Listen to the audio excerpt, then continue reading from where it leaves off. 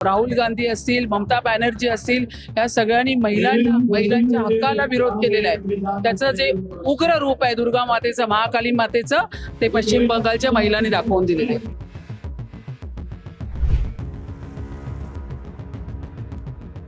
ती निवडणूक कोणा एका राज्याची नसून ती देश हितासाठी होती आणि पूरब ते पश्चिम, उत्तर ते दक्षिण सर्व काही भाजपमय झालेलं आहे.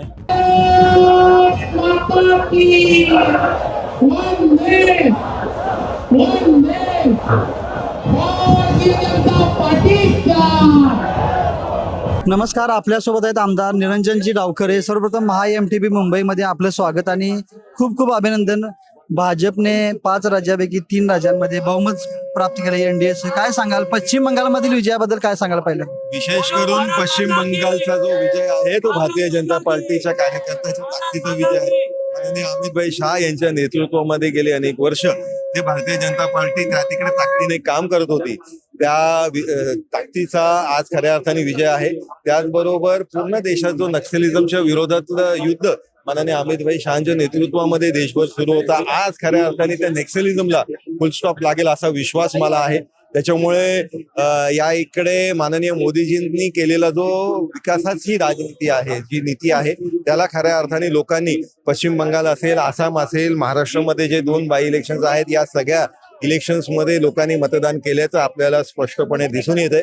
माननीय फडणवीस साहेबांच्या नेतृत्वामध्ये ज्या ज्या ठिकाणी प्रचार झाला, ज्या ज्या ठिकाणी ते प्रचाराला घेतले, त्या सगळ्या विधानसभा सीट्समध्ये आपल्याला स्पष्ट बहुमत त्या तिकडे उमेदवार आपल्याला निवडून येताना दिसत आहेत. आणि त्याच्यामुळे हा निश्चितपणे पूर्ण देशामध्ये भारतीय जनता पार्टीचं वातावरण उभं राहिलेलं आहे. भाजपच्या मुंबईमधील प्रदेश कार्यालयात सुद्धा झालमुडी वाटप होणार आहे का आज या इकडे प्रदेश कार्यालयामध्ये झालमुरी पण आहे, त्याचबरोबर बंगाली मिठाई पण आहे. बंगालमध्ये गेलेल्या आमचे जे कार्यकर्ते आहेत त्या इकडे एक आनंद उत्सव साजरी करणार आहे, ज्याला माननीय मुख्यमंत्री फडणवीस साहेब 3 वाजता, त्याचबरोबर माननीय प्रदेश अध्यक्षही या इकडे या सगळ्या कार्यकर्त्यांबरोबर हा आनंद उत्सव साजरी करणार आहेत. त्याचबरोबर आसाममध्ये सुद्धा एक चांगला विजय प्राप्त केलेला आहे. पुन्हा एकदा काय सांग?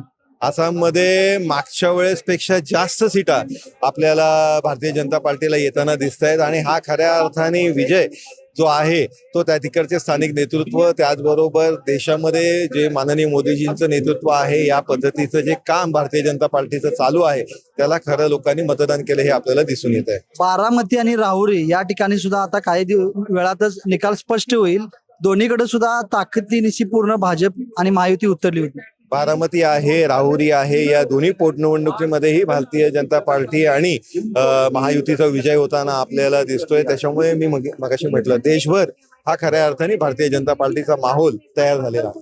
संजय राऊत सातत्याने यावेळी सुद्धा निवडणूक आयोगावर पुन्हा एकदा टीका करताना दिसत आहेत. काय उत्तर द्याल तुम्ही? संजय राऊतांचं असं आहे की गिर पडे फिर भी टांग उंची, स्वतःच ठेवायचं झाकून आणि दुसऱ्याचं बघायचं वाकून, या पद्धतीचं काम ते करतात. खरं तर या निकालांवरनं तरी त्यांनी, महाराष्ट्राचा निकाल तर त्यांनी बघितला, त्यावेळेसही त्यांनी अंदाज घेतला नाही. आता तर या निकालांवरनं तरी त्यांनी कुठेतरी शहाणपणा घ्यावा अशी माझी त्यांना विनंती आहे. धन्यवाद.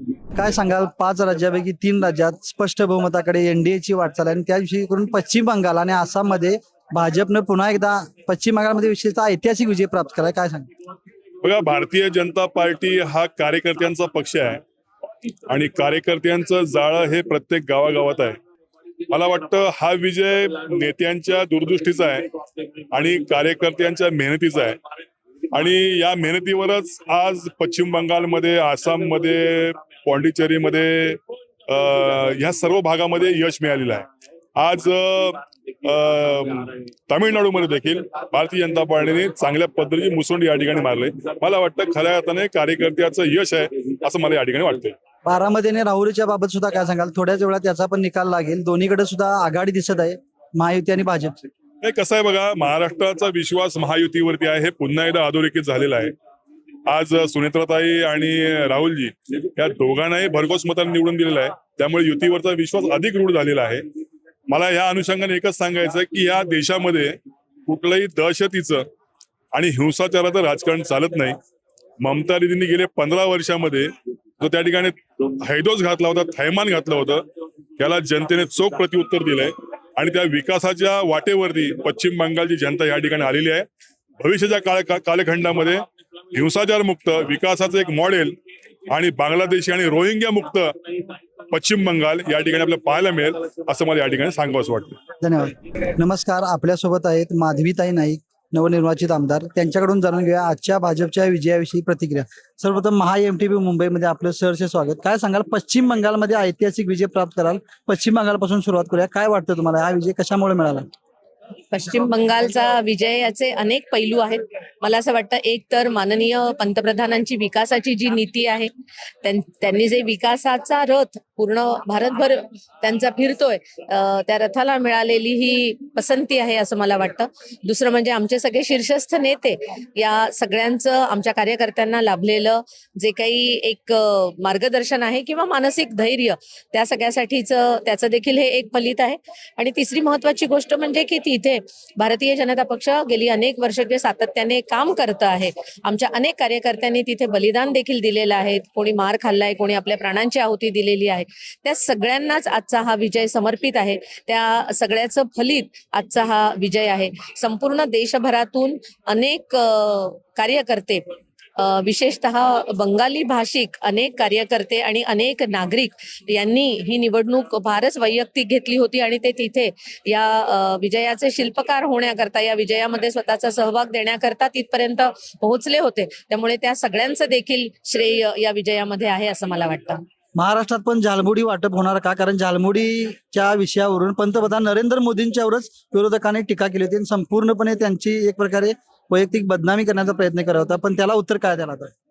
मला असं वाटतं की महाराष्ट्रामध्ये आणि अनेक ठिकाणी जिथे जिथे या विषयावरून माननीय पंतप्रधानांना ट्रोल केलं गेलं, त्या सगळ्यांसाठीच अत्यंत काय म्हणता येईल त्याला वस्तुनिष्ठ असं उत्तर माननीय मोदीजींनी दिलेलं आहे. आणि मला असं वाटतं की जिथे जनता, भारतातल्या जनतेला, तिच्या सुजाणतेला कोणीही गृहीत धरू नये, कारण जनता योग्य निर्णय करत असते. आणि त्याचप्रमाणे पश्चिम बंगालमध्ये आणि भारतामध्ये इतर राज्यांमध्ये देखील एकूणच माननीय पंतप्रधानांच्या नेतृत्वाला पुन्हा एकदा लोकांनी पसंतीची दाद दिलेली आहे. आपल्यासोबत आहेत मंत्री आणि भाजपच्या नेत्या मेघनाताई बोर्डीकर. त्यांच्याकडून जाणून घेऊया आजच्या या ऐतिहासिक विजयाविषयी. सर्वप्रथम पश्चिम बंगालमध्ये जो ऐतिहासिक विजय मिळाला त्याबद्दल काय प्रतिक्रिया आहे? खूप आनंद होतोय कार्यकर्ती म्हणून, कारण आपण बघितलं मागच्या विधानसभेला निवडणूक झाल्यानंतर ममता दिदींच्या कार्यकर्त्याकडनं भारतीय जनता पार्टीच्या कार्यकर्त्यांवरती किती अन्याय अत्याचार झाले होते. आणि पश्चिम बंगालमधील मतदार बंधू भगिनींचे पण मी आभार मानते. आणि त्यांनाही पटलंय की त्यांना विकासासोबत जायचंय तर मोदीजींनाच आपल्याला निवडून आणावं लागेल, मोदीजींच्याच विचारासोबत जावं लागेल. आणि त्या दृष्टीने त्यांनी निकाल या ठिकाणी दिलेले आनंद होता. त्याचबरोबर आसाममध्ये सुद्धा पुन्हा एकदा भाजप सत्तेत आलेली आहे. आसाममध्ये या इलेक्शनवर सुद्धा जोरदार विरोधकांनी टीका केली होती. काय सांग? खूप छान काम त्या ठिकाणी हेमंत बिस्वाजींनी केलं. त्यामुळे परत एकदा तिथल्या लोकांनी त्यांनाच पसंती दिलेली आहे आणि मोदीजींच्या विकासासोबत राहण्याचं त्यांनी ठरवलं. विशेषतः झालमुडी खाण्याचा जो मोदींनी जो विषय केला होता त्याच्यावर विरोधकांनी जोरदार त्यांना ट्रोलिंग केलं होतं. आता या ट्रोलिंगला आपण कशी उत्तर द्या? हे बघा, विरोधकांचं काम आहे ट्रोल करणं, परंतु जनतेने मोदीजींनाच आपला कुटुंबातला सदस्य मानला. मोदीजीच आपल्या भविष्य घडवू शकतात हा विश्वास मतदानातून दाखवून दिलेले. त्यामुळे विरोधकांच्याकडे दुर्लक्ष करणं हेच आम्ही. बारामती आणि राहुरी या ठिकाणी सुद्धा पोटनिवडणूक झालेल्या आहेत. त्याबद्दल महायुती म्हणून मोठ्या पद्धतीनं सुनेत्राताईंच्या पाठीशी पूर्ण तिन्ही पक्ष राहिले. बारामतीच्या निकालाबाबत काय सांगाल? थोड्याच वेळात तो सुद्धा निकाल समजेल. हो, बारामतीचा पण अजितदादांना मानणारा त्या ठिकाणी मतदार आहे आणि म्हणून सुनेत्राताईंच्या सोबत राहिलेले आहे. सुनेत्राताई सुद्धा सक्षमपणे अजितदादांचा विचार आणि त्यांच्या कामाची पद्धत त्या पेलत आहेत. आणि सगळ्यात महत्वाचं म्हणजे नसरापूर प्रकरणाची गंभीर दखल सरकारने घेतली असताना असं सुद्धा आपण काल सांगितलं होतं, पण विरोधक मात्र या विषयात सरकार लक्ष करत आहेत. आपण याविषयी काय उत्तर द्या? बघा, त्या प्रकरणाची गंभीर दखल घेतलेली एकदम घाणेरडा प्रकार झालेला आहे, चीड येणारा झालेला आहे. आणि म्हणून आपली सर्वांची, सर्वसामान्य लोकांची भावना आहे की रस्त्यावरती तातडीने त्याला फाशी शिक्षा दिली पाहिजे. परंतु कायदा आपल्याला सर्वांना पाळला पाहिजे. न्यायालय त्याला शिक्षा करेल आणि लवकर त्याला शिक्षा व्हावी यासाठी सरकार लक्ष ठेवून आहेत. मुख्यमंत्री महोदयांनी सुद्धा सूचना दिलेल्या आहेत की कठोर शिक्षा लवकरात लवकर शिक्षा मिळेल. धन्यवाद. नमस्कार, आपल्यासोबत आहेत मुंबईच्या महापौर ऋतुताई तावडे. त्यांच्याकडून जाणून घ्या विशेषतः पश्चिम बंगालच्या भाजपच्या ऐतिहासिक विजयाबद्दल काय सांग? खूप आनंद आहे. या ठिकाणी पश्चिम बंगालमध्ये भारतीय जनता पार्टीचं कमळ तिकडे फुललेलं आहे. आदरणीय नरेंद्रभाई मोदी यांच्या मार्गदर्शनामध्ये, कार्यकर्त्यांच्या मेहनतीमुळे आणि ममता बॅनर्जी यांच्या अति बोलतात ना एक ॲरोगन्सी, दादागिरी, या सगळ्याला तिकडची जनता कंटाळली आणि परिवर्तन केलेलं आहे. त्यामुळे आम्ही फार आनंदित आहोत. नारी शक्ती वंदन विधेयकाला विरोधकांनी विरोध केल्यामुळे महिलांनी आपले प्रतिक्रिया या मतातून दिल्या असं वाटते 5 राज्यात. महिलांचा अधिकार तुम्ही या ठिकाणी काढण्याचा प्रयत्न केला. नारी शक्ती वंदन अभियान संसदेत आणल्यानंतर सगळ्यांनी या ठिकाणी राहुल गांधी असतील, ममता बॅनर्जी असतील, या सगळ्यांनी महिलांच्या हक्काला विरोध केलेला आहे. त्याचं जे उग्र रूप आहे दुर्गा मातेचं, महाकाली मातेचं, ते पश्चिम बंगालच्या महिलांनी दाखवून दिलेले आहे. नमस्कार, आपल्यासोबत आहेत आमदार विवेकजी कोल्हे. पश्चिम बंगाल आणि तमिळनाडूमध्ये मोठा विजय मिळाला असेल, तो असेल, आसाममध्ये असेल, किंवा एकूण 5 पैकी 3 राज्यात भाजप आणि एनडीएने यश मिळालं आहे. काय सांगाल, विशेषतः पश्चिम बंगालबाबत काय सांगाल? निश्चितपणाने ऐतिहासिक विजय होता. ती निवडणूक कोणा एका राज्याची नसून ती देश हितासाठी होती आणि पूरब ते पश्चिम, उत्तर ते दक्षिण सर्व काही भाजपमय झालेलं आहे. मगाशी देवाभाऊंनी सांगितल्याप्रमाणे जवळपास 78% या ठिकाणी भौगोलिकदृष्ट्या त्या ठिकाणी भारतीय जनता पार्टी मित्रपक्षाचं सरकार या देशावर आज स्थापित झालेलं आहे आणि अनेक वर्षांची जी काय गुंडाराज होता तो मोडीत काढत बेंगालच्या जनतेने एक मोठा ऐतिहासिक असा 2/3 मेजॉरिटी देऊन त्या ठिकाणी संधी दिलेली आहे भारतीय जनता पार्टीला. आदरणीय देवेंद्रजी, नरेंद्रजी मोदी साहेब सगळ्यांनी, अमितभाई शाह साहेब सगळ्यांनी त्या ठिकाणी एक्सटेन्सिव्हली कॅम्पेन केलं आणि त्याचं फलित भारतीय जनता पार्टीच्या शेवटच्या कार्यकर्त्यापर्यंत जातं, केंद्रीय नेतृत्वापासून ते शेवटच्या घटकापर्यंत जातं. त्याच्यावर सगळ्यांना खूप खूप शुभेच्छा देतो. बारामतीमध्ये सुद्धा विजय सुनीताताईंनी मोठ्या फरकानं प्राप्त केलेला आहे आणि राहुरीमध्ये सुद्धा कर्डिले साहेबांचा विजय झालेला आहे. आणि निश्चितपणाने अशा पद्धतीने खरं ज्यावेळेस एखादी दुःखद घटना होती, खऱ्या अर्थाने बिनविरोध त्या ठिकाणी करणं अपेक्षित असतं.